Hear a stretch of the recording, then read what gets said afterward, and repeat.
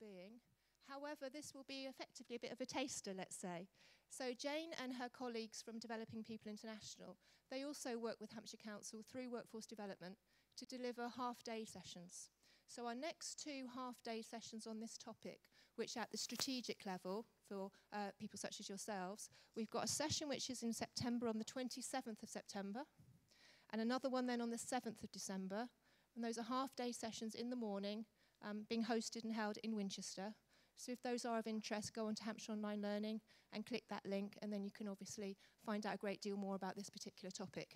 Again, if after the session it's quicker for you to give me your email or just catch Fiona or myself at the end, I can take your name and then make sure the link is sent through to you directly to make sure you can secure your place. Okay, so I think that's it. Just to let you know that Dilip Carrier is also supporting Jane in the session today. He's a colleague of mine from Skills.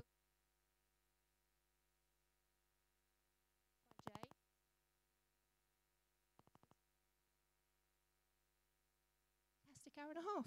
So with that, over to Jane. Thank you. Thank you, Yolanda. Can I just check, first of all, that everyone can hear me? We've been playing with the mic. Thumbs up at the back. Fantastic, thank you. So, yeah, I'm a business psychologist, and I've worked a lot with organisations, teams, individuals around supporting and directing organisational change, and supporting either at that individual level, team level, or organisational level through that. And one thing that's coming up more and more, I think, as the pace of organisational change ramps up, the need to focus on resilience and well-being is really ramping up as well. And so no surprise that we're here today. So let me grab the clicker. Outcomes for the day, which you will have hopefully had. To identify why it's essential for you as a senior leader to value and focus on well-being and resilience. Well-being and resilience we use slightly interchangeably as we go, but we'll do some definitions as a kick-off. Identify things that impact your own well-being and the resilience of that of your team as well. And be able to take practical steps to improve well-being and resilience in your own work context. There's also the need to flag up the courses, as Yolanda has done already, and to make you aware of the resources available. So we're going to define resilience and well-being to start with, but then this is a session of 2 halves after that. We're going to take the first half looking at your own resilience as leaders, and quite often, actually, as leaders, it's great practice to put others first. So good leaders eat last and all of that. But in the resilience and well-being context, as a leader, you also need to make sure you're taking time for your own resilience. So first half of the session is focusing on you and taking that time. Second half of the session, looking at the resilience and well-being of your teams. Okay? And we're not necessarily looking for a consensus. What's resilient for someone might not be for someone else, but we're looking to share ideas and good practice. So we had a lovely picture at the start here, sun breaking through the clouds. But as we work day to day in organisations, that's not always how it feels. And I've worked with a lot of organisations, as I say, a lot of individuals, but I worked quite a lot of time at an organisation some of you will know very well, some of you less so, an organisation called Ordnance Survey. And this is where I started to get really interested in resilience, because I think when I started at Ordnance Survey, people were quite change fatigued. And actually, if they'd known the changes that were going to happen over the next 10-year period, they didn't know what change was at all at the start. And I think something's quite analogous to the current situation. So Ordnance Survey was a trading fund, but the whole time I was there, its status was under review. So we had changes in ministerial governance, changes in government policy, the need to collaborate with other organisations, the need to really act as a customer-focused modern organisation whilst having some of those ties and constraints from the kind of governance processes. The year-on-year incremental grind of cost saving, and then added in the odd huge chunk of cost saving, just as people were really on their knees and didn't think they could cope with anymore. But the interesting point about it was that at the end of that 10-year period, people weren't change fatigued anymore. They were either quite change savvy and anticipating what was coming, horizon scanning, etc., or they were actually quite change burnt out. And the interesting point for me as a business psychologist is, what were the things that the individual leaders and people were doing in between times in that same context to lead to those different outcomes. And that's kind of all about the resilience stuff we're going to look at today. So, what is resilience? What's this resilience and well-being thing all about? Offers from you guys.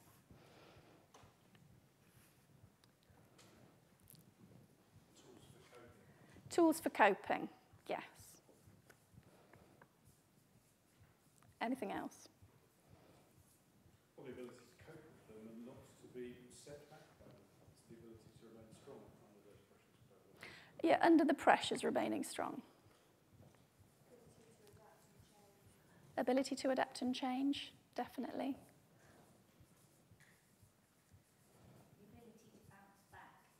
Yes, ability to bounce back. So it's that, again, that when you've had that obstacle, that failure, that whatever, how do you pick yourself up and carry on? Yes, again, that horizon scanning, seeing, proactively seeing the problems that are going to come up.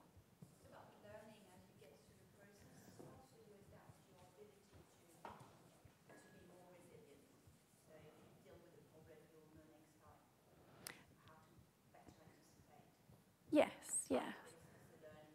And seeing it as a learning rather than another crushing factor. Okay, any more? All right, so I'll flag up. This is a definition. This is Catherine McEwen. She's an Australian business psychologist and one of the sort of thought leaders in the whole resilience and well-being field. So, performing optimally, so there's got to be that element of performance, otherwise it's not resilient, but while maintaining a good level of personal well-being. So it's performing whilst looking after yourself and getting that balance. So we've got a few elements to it. So this element of perseverance, that captures the bounce-back ability that somebody said. And it's that horizon scanning, that planning for contingencies that's been mentioned as well. Now, purpose and passion. There's a lot of research on purpose and passion, that if you're working in line with your purpose and passion, you're more likely to be resilient, you're more likely to have that feeling of well-being. Has everybody done the pre-work? I know some of you are kind of quite short notice onto this, but there's a pre-work on my purpose. Can I just have a show of hands if you have done it? Okay, about half the people. So, what we've asked here is, at work, what is your purpose and what are you aiming to achieve? And outside of work, what is your purpose and what are you aiming to achieve? So there's a whole theory of stress as well, which we'll send some links to after the course. And really, if you're working in line with your purpose and passion, it doesn't matter how many difficult public engagements, difficult negotiations, uncomfortable situations, knockbacks you're in. If you're working in line with your purpose, that's a positive, energizing stress. If you're not working in line with your purpose and your passion, that's draining. And it's the same thing happening. It's just whether you're in line or not. Can I just have a show of hands from people who did do the pre-work, or even if you just thought now and you haven't done the pre-work? How many of you, so let's do the three things, at work, outside of work, or both, how many of you are feeling quite aligned with your purpose at work? So not bad. That is most people in the room, although you may be brave to not put your hand up in the situation. How many people are feeling in line with their purpose outside of work? It's again about 2/3. So, okay, and then both. So a lot of the same people, which is fine. So that's pretty good. Actually, pretty good start for resilience. But the key point being, obviously, that if you're not working in line with your passion, you kind of either need to find a different line of work or you need to find a way of anchoring the work into your passion. Okay, but that's just a little flag, and there's copies of the pre-work if people want to take it away. So, moving on to productivity and balance. This is going to be the focus of the session today, really. So it goes back to that very definition. You've got to perform, but you've got to do it in a balanced way. And then emotional and physical health. So we've used these terms interchangeably, as I've said, resilience and well-being. Really, well-being is a current state of feeling well, and it links to resilience. Resilience is more over time, planning and learning and growing, as the lady said over here, kind of how you develop it as a skill. So it results in feeling emotionally and physically and psychologically healthy. Now, this is all great. Does it make sense to people? Does it feel right? Yeah. This is all great, but why is it important? It's kind of embedded in what we've been saying, but why is it important to have resilience and well-being? Why is it important to you as an individual?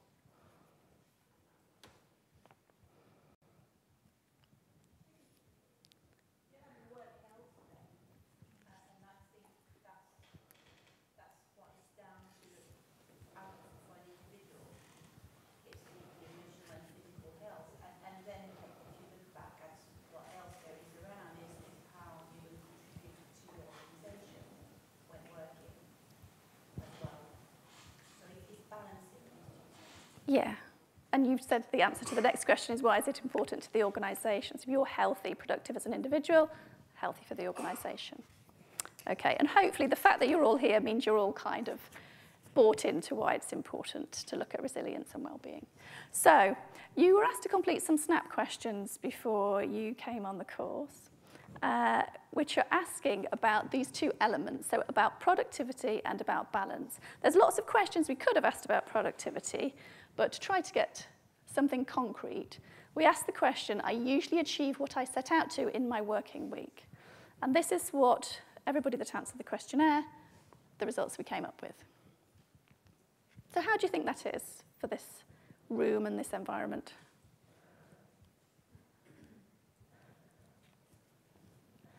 It's okay. It's okay. It could be better. Obviously, there's some neither disagree or agree, and there are reasons why people don't achieve what they need to in their work, so in their week. Sometimes it's because a more amazing strategic thing that had to be done came up that week. Sometimes it's more of a frustration factor. But there's a rough indicator of how much people are achieving. The next question was how much you're looking after yourself. What do you think that's going to be? Do you think we're going to be higher or lower? Well, funnily enough, most organisations are lower, but slightly higher. So maybe there's been a little bit more of a focus on it. Maybe, again, the sort of demands of coming to a session on resilience, you might sort of slightly up your scores on how resilient you think you're being. So I'll display them alongside each other. There we are. So that's a kind of gauge of how we're in the room before the session. And perhaps you'll pick up some things from the session that will increase that even further as we go. So what are the signs, though? We know what resilience and well-being are. We talked about it conceptually. We've talked about why it's important. But how would you spot? So how would you spot if yourself or your colleagues were being resilient? And how would you spot if they were showing less resilience?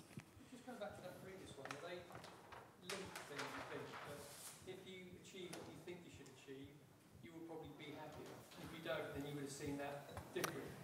You would have seen that you'd have a lower score if people weren't achieving a higher level. Potentially, yes. Yeah. What can happen, sort of in the eye of a storm, is that you can achieve but kind of let go of your own well-being. But yes, over time, if you're doing well on one, you're usually doing well on the other. And it's about that balance.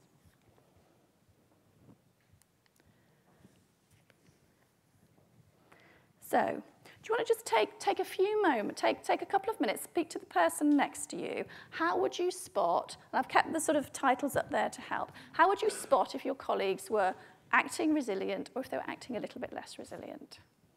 So a couple of minutes now.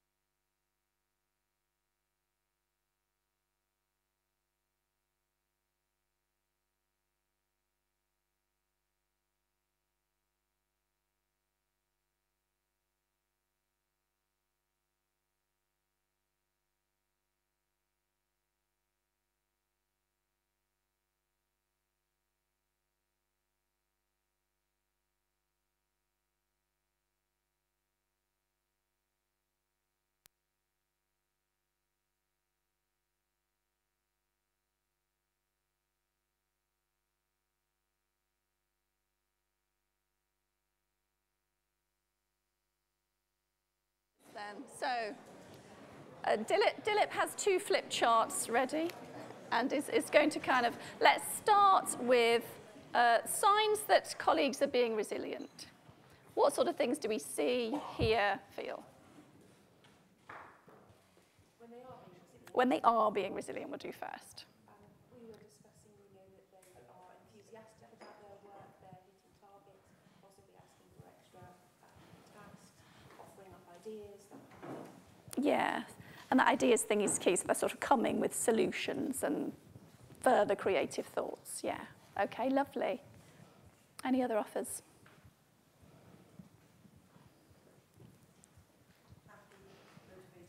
Happy, motivated, yeah. Also, if something goes wrong, it's being able to kind of rant about it, but move on, find solutions. Not stewing on it, yes, yeah. Brilliant. Yeah, energy is an important one, isn't it? It's hard to describe, but you know when it's there, and you know when it's being drained. Running marathons. Well, actually, yeah, again, going to that home and work balance, when you're kind of more productive in one area, you're more productive in the other as well. So, yeah, what are the things you're doing to top yourself up outside of work? Body language, probably check something. So change, not change. Yeah, and that change as well. So what's normal for someone isn't normal for someone else, but you know when it changes. I think their response to being away from the office tells you a lot about how they're resilient or not. One of my colleagues, goes off on your 2 weeks leave, and there's that moment of panic the week before you go. But actually, if somebody's more resilient, they're not so stressed about it. I'll make sure there's things in place. Okay. They're not stressed about going because they're leaving behind the stuff that's there. Yes, yeah, so that sense of kind of control and organisation kind of thing. The world will still be rotating when I return from my leave. Yeah. Yeah, and it's sometimes those indicator points, isn't it?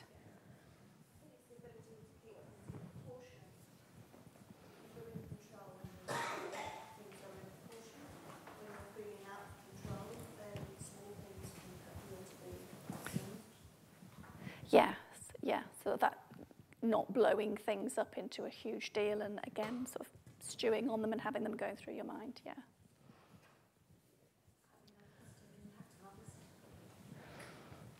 Yeah. Yeah, again, it's that energy thing, isn't it? And it builds. And if you've got positive energy, it creates positive energy in other people. All right, what about and sometimes it's just the precise opposite, but what about the signs of less resilience, people lacking resilience? I think it's having a half-empty approach to things rather than a half-full, and a can't-do attitude rather than a can.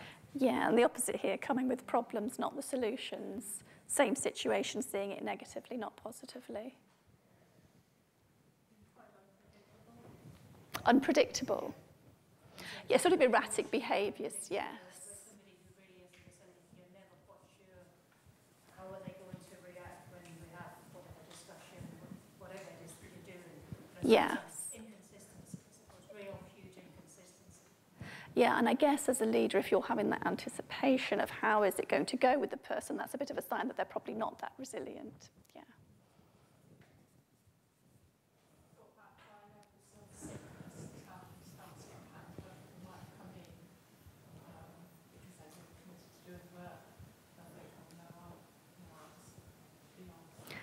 Have a sick day, yeah. Or the whole, obviously, presenteeism as well, where they're turning up, but all of the things we've already said in the session, yeah. Yeah, indecision can hike up at times of less resilience. Focusing on unimportant tasks, ignoring. Oh, yes, yeah. Kind of focusing on the minutiae. Take on any more work.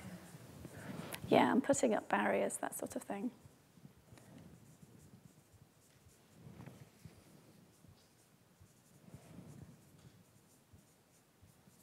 There's kind of openness as well. People are more open to feedback, growing, learning when they're in a resilient state and not when they're not. And there's the kind of, on the emotional, physical health, we've kind of been there a little bit in the room. I used to work with a colleague and I always knew if she was in a resilient state, she would be eating salads and protein. And if she were in a highly unresilient state, she'd be having a biscuit and a chocolate binge. And you just knew. And then, but there's also the times when you need to sort of step in as a colleague and help out a little bit. Okay, fantastic. So I think we've all got an idea of resilience, what it is, why it's important, what it looks like, and how to identify it happening or not happening. So I want to introduce the concept of having this resilience tank, this kind of tank of reserves. The idea is that this kind of gets you through your day, your week, your month. You have a tank of resilience. And I guess the idea is actually this grows through your life. So as a child, your resilience tank is quite small and it gets bigger and bigger, your ability to bounce back and learn, etc. But it can go kind of down some interesting paths in adult life.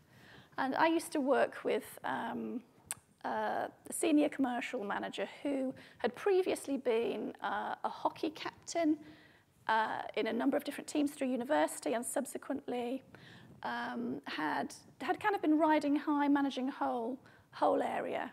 And things had taken some funny turns and had then started to have to look after a more elderly parent, and things had moved on in their life. And they had an aha moment around this and thought, my resilience tank used to be quite big and it's now a lot smaller.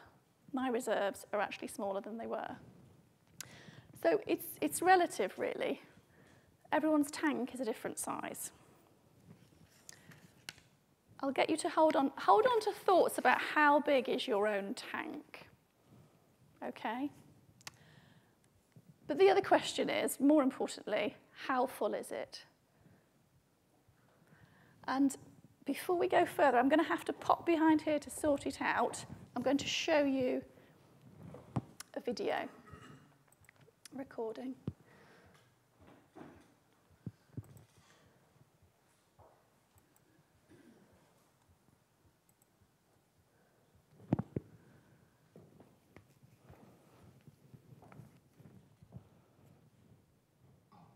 Joining us to win.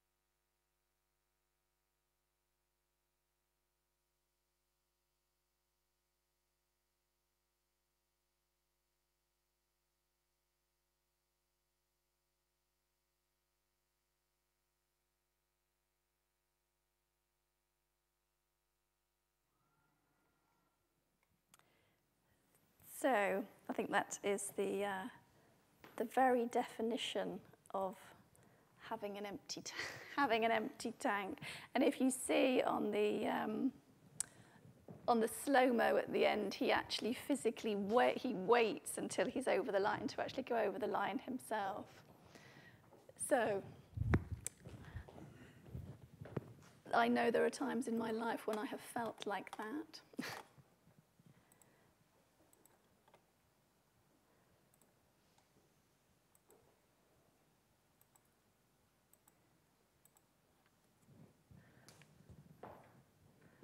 But the question is, where are you now? So I know if I've not had sleep, if I've not had a weekend off, if the children have spilt something on me as I've been leaving the house, I'm kind of running near empty. And I start my day near empty and I finish it in a pretty dreadful place.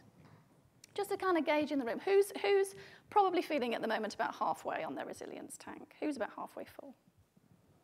Yeah, a few people. Who is fuller? And who's more towards empty? Yeah, quite a range, and it is different. And those people who've put wherever you've put your hand up, are you usually in that place, or does it change day to day, week to week? Yeah, you can have tendencies. You know you're going into dips, or you know the sorts of things you need to do to fill yourself up, and maybe you do, or maybe you don't. But that's what we're going to go on to now.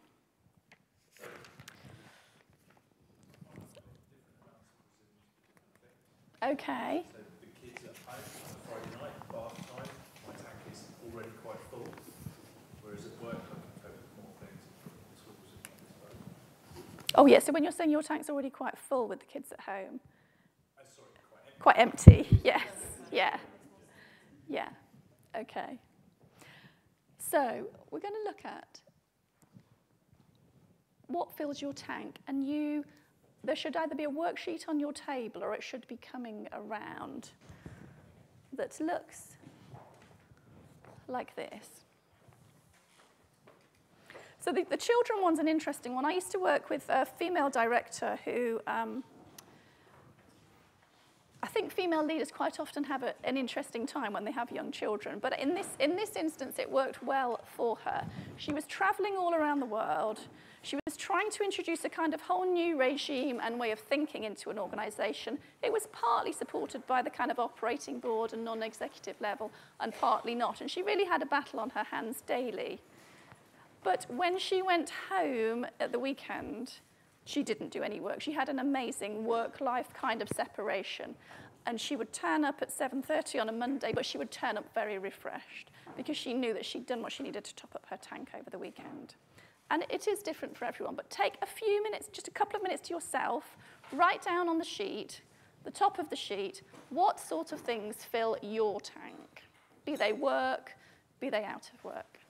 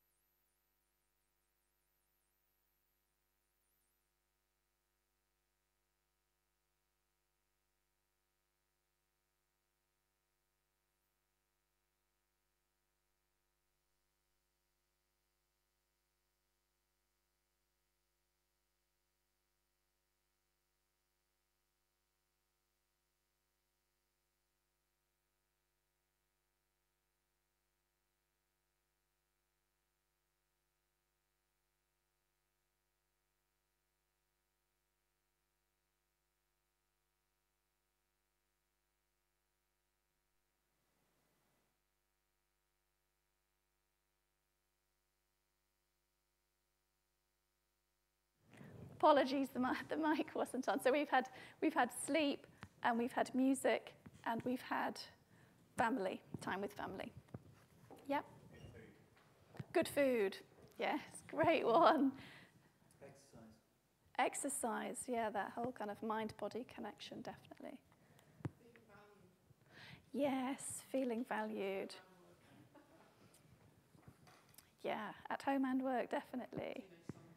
Yes. Pardon? Yes, that sense of achievement and kind of task mastery and all of that. Having a plan of how we, the challenges of life, how one tackle them. I feel when I don't know what is sort of no plan for tackling the challenges which I have will bring my resilience down. But the minute I list them and I attempt to sort of have a plan of how am I going to tackle them, then that's fine, because I know that there are some of which I can't do anything about it, and the one which I can, I know how to tackle it. Okay, great. A plan for how to tackle the challenges of life. And I suspect that's probably a control thing. If you have that sense of control over your own destiny, then that's very resilience inducing. The word I was about to use, control. Yes. Yeah.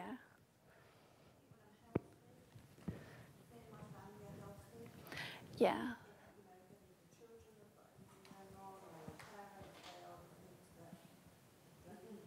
Yes. A colleague of mine used to have the saying, you're only ever as happy as your least happy child. And it kind of pertains to that point. Okay, so what about things that empty your tank? So I know when Developing People International were doing some research for the resilience courses, there had been some research around Hampshire Workforce Development had done, saying that people were getting sleep, but were waking up tired, were having difficulty focusing, were feeling distracted, were not taking breaks, were not exercising enough. These are the sorts of things that do drain our tank. I know if you look at the kind of Deloitte Future of Work studies, they are talking about the kind of amount of distractions we have day to day, mobile phones, etc. The average device user checks their device 150 times a day, email pop-ups.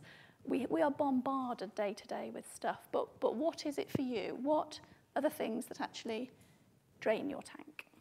Again, take a couple of minutes and just write down on your sheet.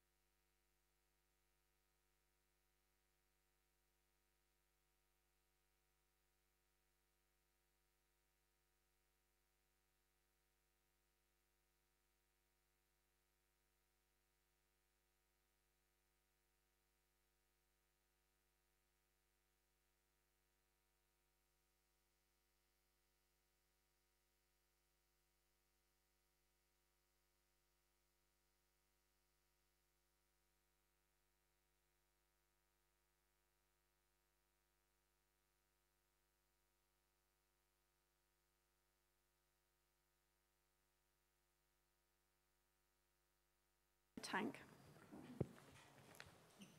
You're only into work in the winter.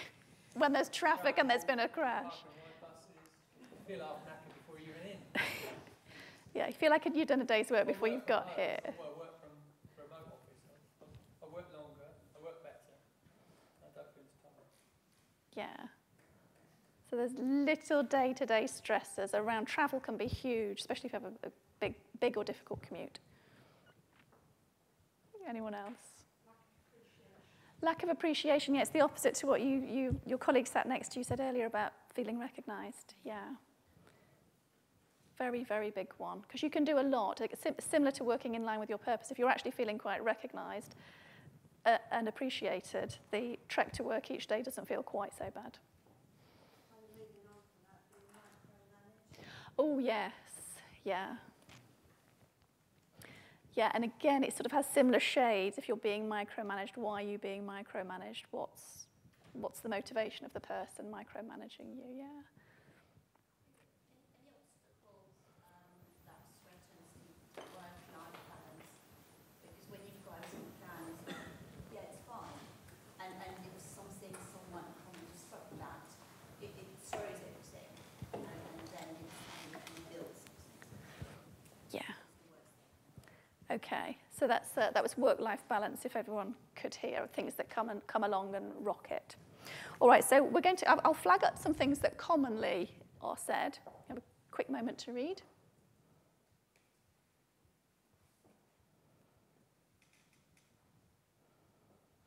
If we do a bingo in the room, did most people get something around that area? Okay, well, I want you to now think about how could you top your tank up more, and what can you do to kind of plug the leaks? What can you do to reduce the things that empty your tank? I want you to just take sort of 5 minutes talking to the person next to you, maybe kind of lean the other way to the way you leaned last time to talk to somebody different, and kind of talk about the sorts of things you can do to get more into your tank that you need. Because it's great, we all understand it, we all understand the theory, but we still don't do it. So kind of have a think about how you can do it.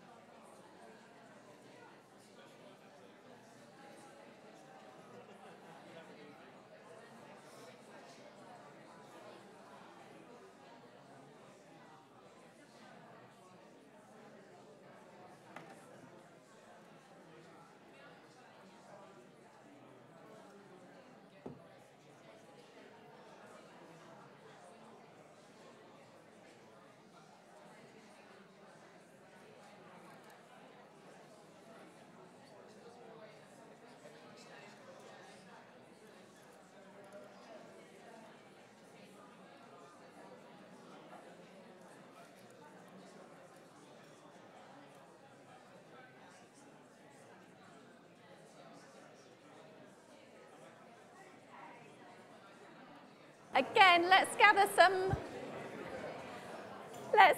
some thoughts together. Clearly this is a helpful conversation, because it's always helpful if it's difficult to stop people.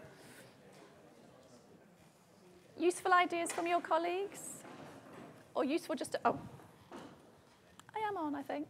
Can you hear me? Ah, yes, yeah. It's always a good sign if there's a lot of energy in the room. Helpful ideas from colleagues.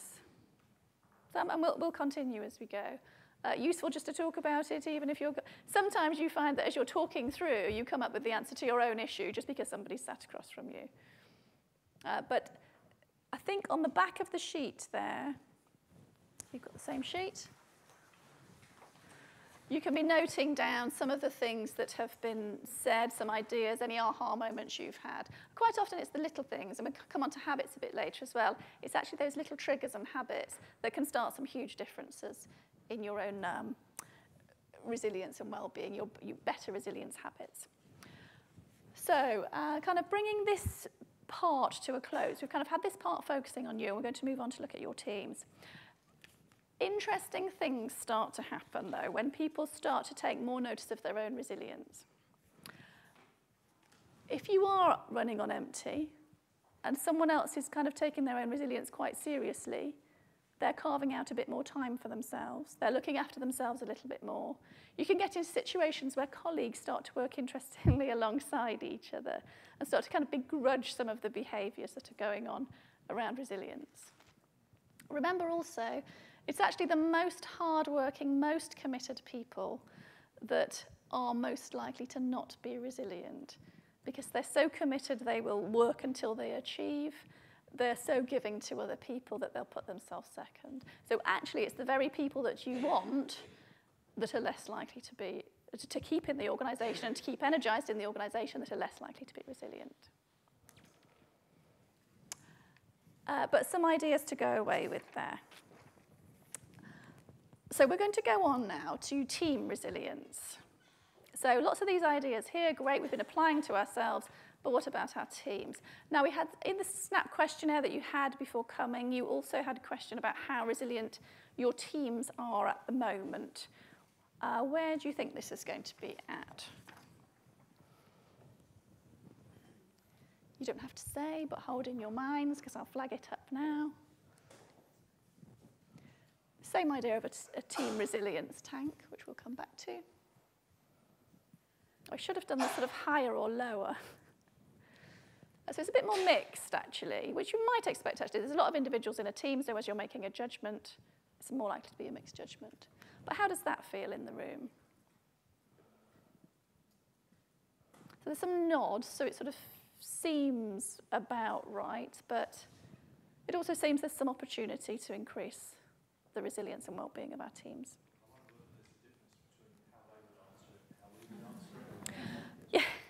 Yeah. Do you have conversations with your teams about resilience? Some yes, some no. Yeah, you wouldn't necessarily sit down and say, how resilient are you today? But even in tackling that in a more direct, not using that word and being that blunt, but actually kind of getting at that resilience. Yeah. I don't think it's something that, certainly from a project perspective, I think I probably see extremes of both. So you either get people that are really kind of enthusiastic about the change and, you know, they're firing off a bit, or you get people that are really quite resistant against change and just seeing it as a slog. So there's nobody really kind of in the middle. Okay. It's kind of, you get caught up in the understanding how they're going to deal with the change, and it's probably more about the change than it is about them, if you see what I mean.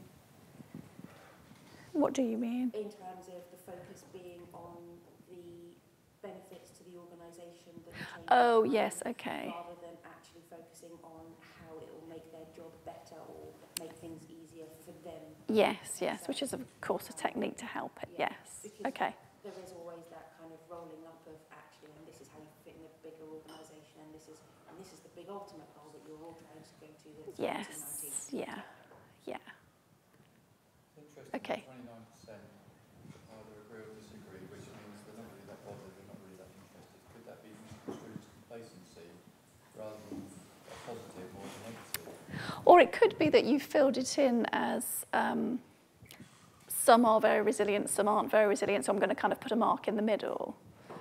I think from my perspective, that was from a program manager perspective, is I see people who are okay with change and represent things, and I see other people who go the other way. So picking the middle was a way of saying there's a mix. There's a bit of both, yeah. I think Yeah. if that applied across the organisation, I'd be worried, actually. We've got quite a small sample size here, haven't we? But that's not good, isn't it? Especially a quarter of these leaders say disagree. And we don't know about them either agree. That's happening with the organisation. Good, isn't it? But a good sign that so many people are here today and wanting to do something about it. So let's, on that very note, let's see what we can do about it. So another piece of pre-work was the team resilience audit. Team resilience and wellbeing audit. Can I have a show of hands again who actually did this pre-work? All right, about, I'll be generous and say maybe half. Anyway, on your tables, you will find a copy of this. So there are different elements here, 7 different elements, known to increase team resilience and well-being. So your pre-work, which you can quickly try and peddle on now if you hadn't done it, is to rate your teams out of 10, where 0 is the lowest and 10 is the highest, on how they are at on each of those at the moment. And then to write a reason why, some concrete examples why. If you haven't done it before, don't worry about the concrete examples at the moment. But just take a minute to either review your pre-work or quickly do it.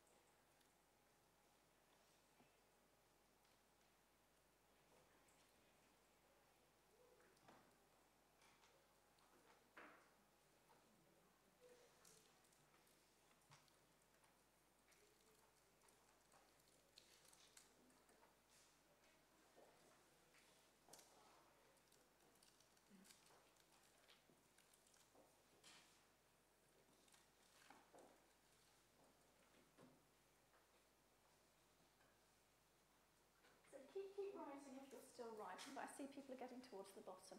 If on your for pre-work you had that one sheet, so rating your teams and giving an example. I think it might be my hair interfering with the mic.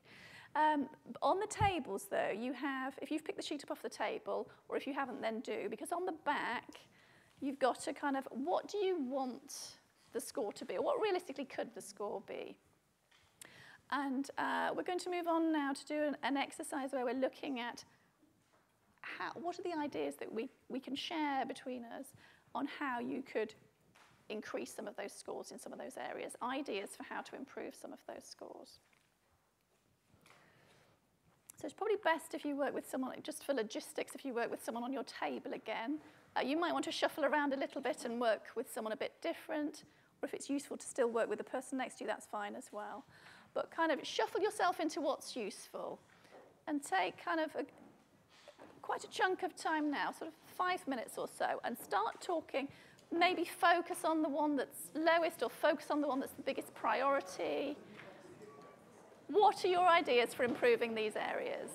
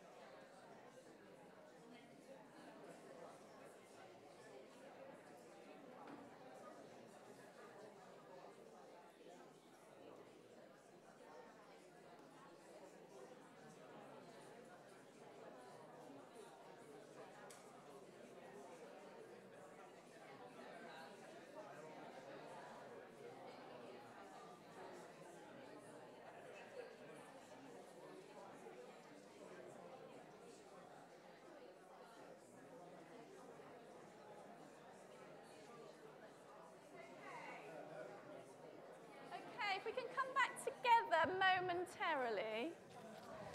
So again, some great conversations going on around the room. So hopefully starting to get some good ideas of things you can focus on to improve team resilience. Do those 7 categories seem to make sense as the sorts of things that would improve your team resilience and well-being? Yes, okay. Pardon? Yes. A kind of an overall, really, because a lot of those are encompassed within the whole culture piece. And I had a conversation on the table over there that actually as an organisation you've been doing a lot of work on some of the top ones encapsulated in the kind of strategy and approach. But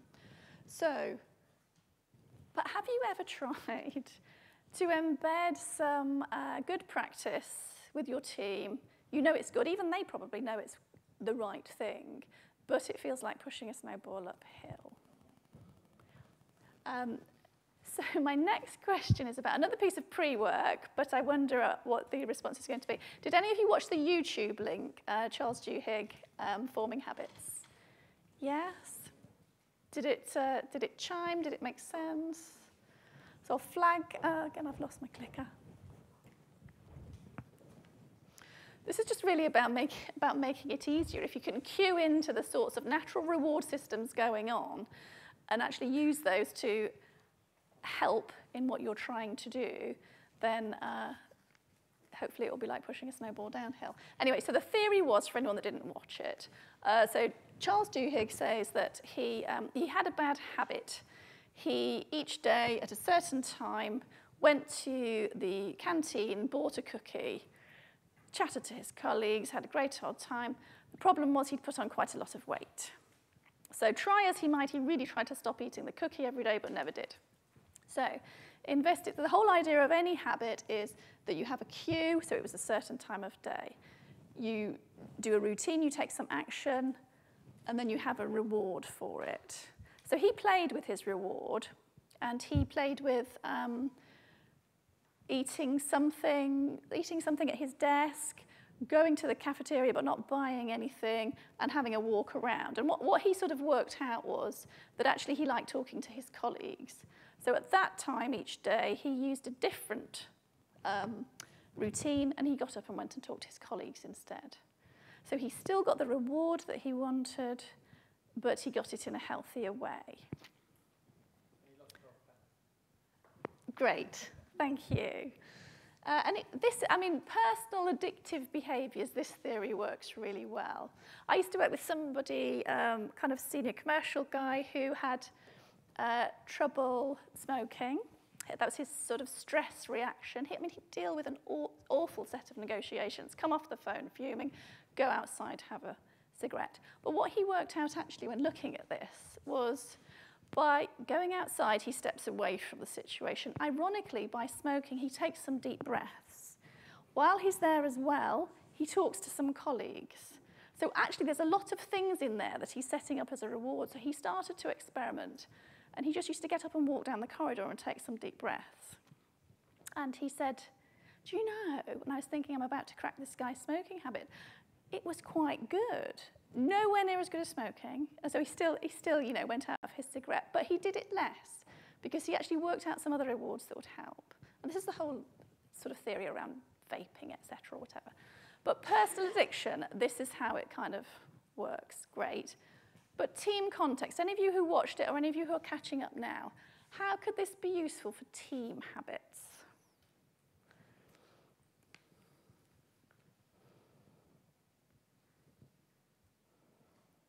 And it's not the sort of thing that teams will sit down and really analyse. I mean, maybe if you get a really proactive team, they might. And now, I used to work, did somebody just... One thing you often see is where if one person does it, they go and buy a whole load of biscuits. Or other things. Yeah, that quite often happens, doesn't it? Yes. And a lot of the time when we celebrate birthdays or whatever, people bring in a lot of the unhealthy food rather than maybe a mix. Yeah. Yeah, we used to have fruit days and things like that to try and mix it up a bit. Getting a lot of complaints on this table about the length of bringing cakes in. Should that policy change? got to be what works for the team. But for everything, you know, for how you make decisions as a team, how you get things done as a team, what are your team habits and routines? So I used to work in a HR team, and we were quite good, actually. We had been quite bad at taking breaks, taking lunch times. Got into quite a good habit of at least a couple of times a week, even if it was 10 minutes, taking a lunchtime break together. But what we did find was that we would go away quite frustrated, you know, quite often with customer-facing, sort of internal customer-facing or external parts of the business. You have to hold it together. You have to have a good day all the time. We were using those lunch times to actually kind of offload a little bit. But sometimes it was getting a bit frustrating, and you'd go back from lunch quite wound up. So without really looking at the reward cycle, but why do people sort of have that offload and that moment? Worked out was that kind of need to be connected. We came up with a rule that at lunchtime, we wouldn't talk about work. So we would go and talk about what we were doing at the weekend, what we watched last night on TV, or whatever. And actually, it was a bit weird at first. It's like an itch that we hadn't scratched. But over time, we used to feel so much more energized because we were still getting that reward of feeling connected to each other. But we weren't kind of doing that sort of professional moaning, I guess. So it's on that level. And it's a takeaway, really, because we're coming to the end of the session. But knowing about rewards and how they work, as I say, the decisions you make, the way you get things done, the way you respond to stresses and obstacles, all of the things in the actual, the 7 things in the list, how you do those things, what are the natural rewards your teams are getting from how they're doing things at the moment? And are they healthy, or are there healthier ways that you could meet the same rewards? It's kind of a food for thought one, really. Any immediate thoughts that are coming to mind from people on that? Yes?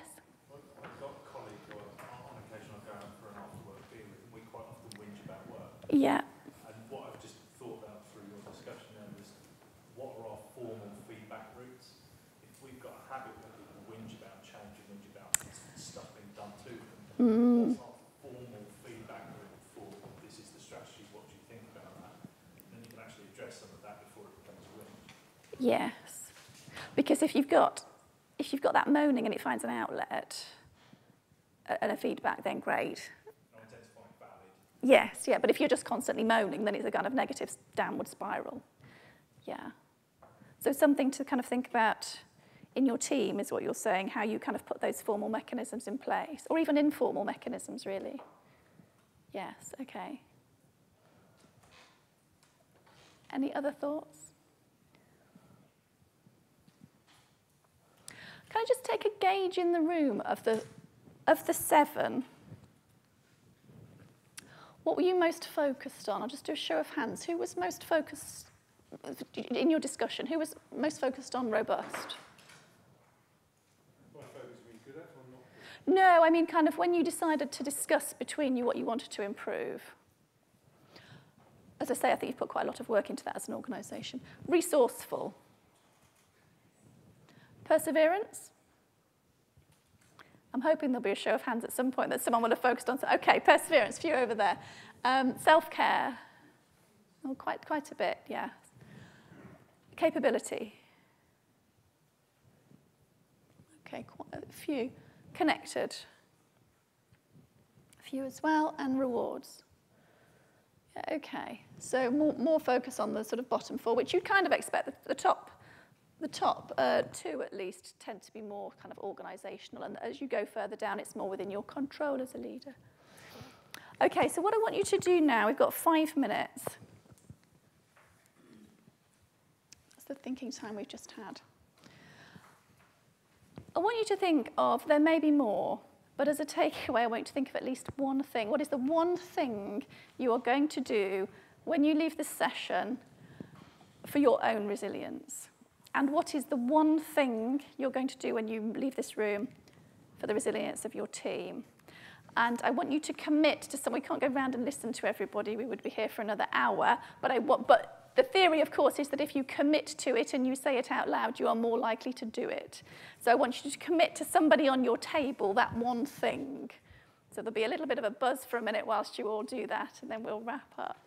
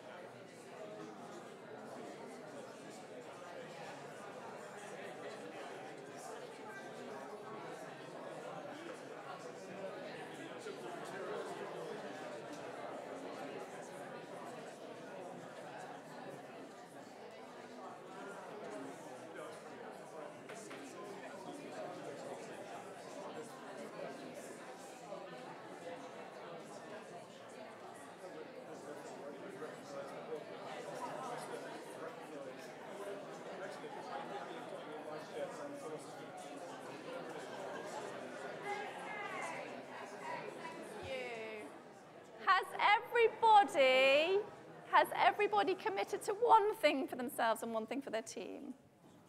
Now, can you do something else and write it down?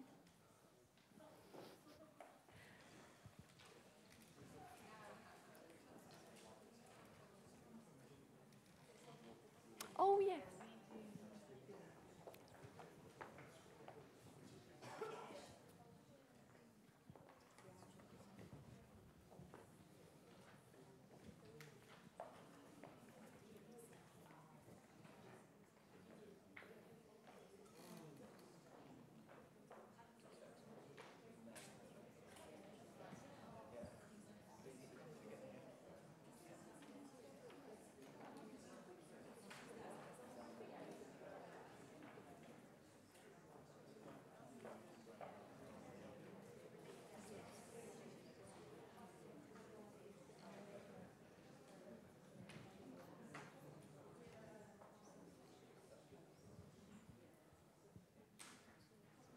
Okay, thank you. And we've just given out the sheets that you can take away for reflection on team habits with some thoughts and prompts that you can think about increasing the healthiness of your team habits in there. So we've come to the end of the session now. I hope you found that a really useful 90 minutes with some time and space for reflection and thought, and that you're committed to going and putting what you've said into action. What we've done here today is take some of the theory, as Yolanda flagged up. There are 2 courses coming up, 2 half-day courses at your level. We've taken some of the theory and done a kind of bite-sized 90 minutes around that theory, but applying it in a different way. So it's actually different content to what you would get if you came on one of the courses. So as Yolanda has said, if you're interested, you know the mechanisms, or you can give your email to her now. And also there's the course evaluation to fill in afterwards.